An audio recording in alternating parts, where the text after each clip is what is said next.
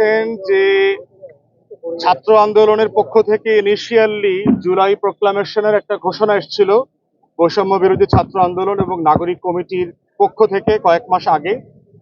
এর পরবর্তীতে গত ডিসেম্বরে আপনারা দেখেছেন যে একটা টাইম দিয়ে 31শে ডিসেম্বরের ভিতরে একটা প্রোক্লামেশন গণ অভ্যুত্থানের ফরমান ঘোষণা করা হবে, এই মর্মে একটা ঘোষণা এসেছিল। পরবর্তীতে আমরা দেখলাম যে এটা কি অন্তর্বর্তীকালীন সরকারের অথবা সরকারের না, এই জায়গাতে অন্তর্বর্তীকালীন সরকার এটাকে ওন করেছে এবং রাইটলি করেছেন এবং তারা বলেছেন সবার সাথে পরামর্শ করে তারা করবেন। এটার অংশ হিসেবে আমাদেরকে অন্তর্বর্তীকালীন সরকারের মাননীয় উপদেষ্টা মাহফুজ আলম একটা ড্রাফট পাঠিয়েছেন, বাংলা ইংরেজিতে পাঠিয়েছিলেন একটা, এবং রিসেন্টলি একটা বাংলা ড্রাফট পাঠিয়েছেন যে এইখানে ঘোষণাপত্রে কি কি থাকতে পারে। এটার ব্যাপারে আমরা 2-3 দিন আগে আমাদেরকে পাঠিয়েছেন, সম্ভবত 2 দিন আগে, এবং আমরা আমাদের দলের পক্ষ থেকে একটা রিটেন পরামর্শ দিয়েছি তাকে যে এই বিষয়গুলো আলোচনাতে আসতে পারে। এর বাইরে হচ্ছে আমরা প্রথমত অন্তর্বর্তীকালীন সরকারকে সাধুবাদ জানাচ্ছি যে এইরকম একটা ঐতিহাসিক দলিল তৈরি করবার ক্ষেত্রে তারা যে এই দায়িত্বটা নিয়েছেন। আজকের আলোচনার সারমর্ম হচ্ছে এবি পার্টির পক্ষ থেকে আমরা বলেছি যে শব্দে শব্দে সবকিছু আমাদের সব দলের একমত হওয়াটা কঠিন এবং প্রয়োজনও নাই।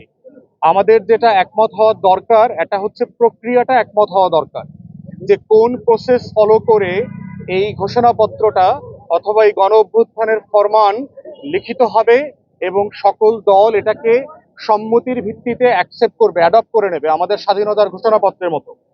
সেক্ষেত্রে বিভিন্ন রাজনৈতিক দলের পক্ষ থেকে পরামর্শ এসছে যে সংবিধান সংস্কার কমিশনকে দায়িত্বটা দেয়া যায় কিনা, অথবা এই রকম অন্য কোনো কমিটি অথবা কমিশনকে দায়িত্ব দেয়া যায় কিনা যারা সকল রাজনৈতিক দলের সাথে পরামর্শ করে তাদের ফিডব্যাক নিয়ে মূল্যায়ন নিয়ে একটা ঘোষণাপত্র, একটা ফরমান সরকারের পক্ষ থেকে ফরমালি জানাবেন জাতির উদ্দেশ্যে যে জুলাই আগস্টে এই ফ্যাসিবাদ বিরোধী আন্দোলনের আকাঙ্ক্ষাটা কি ছিল।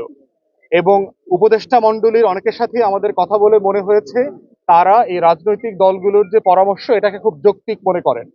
আমাদের পক্ষ থেকে আমরা আরেকটা কথা বলেছি, সেটা হচ্ছে এইটা সাইজে ছোট হওয়া দরকার, এটার কাঠামোটা আমাদের সবার একমত হওয়া দরকার, কারণ বড় ডকুমেন্টে দ্বিমতের সুযোগ বেশি আসবে।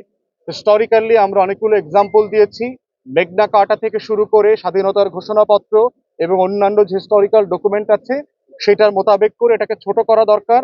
আর উপকরণের ব্যাপারে একমত হওয়া দরকার যে এই দলিলটাতে আসলে কি কি জিনিস থাকা উচিত। শব্দে, বাক্যে, ভাষায়, প্যারাগ্রাফের পার্থক্যর ঊর্ধ্বে উঠে রাজনৈতিক দল আকারে আমরা বোধ করছি আমাদের দায় হচ্ছে উপকরণের ব্যাপারে একমত হওয়া, এবং এবি পার্টির পক্ষ থেকে আমাদের কয়েকটা উপকরণ যেটা এই দলিলে থাকা উচিত বলে আমরা মনে করি সেগুলো বলেছি।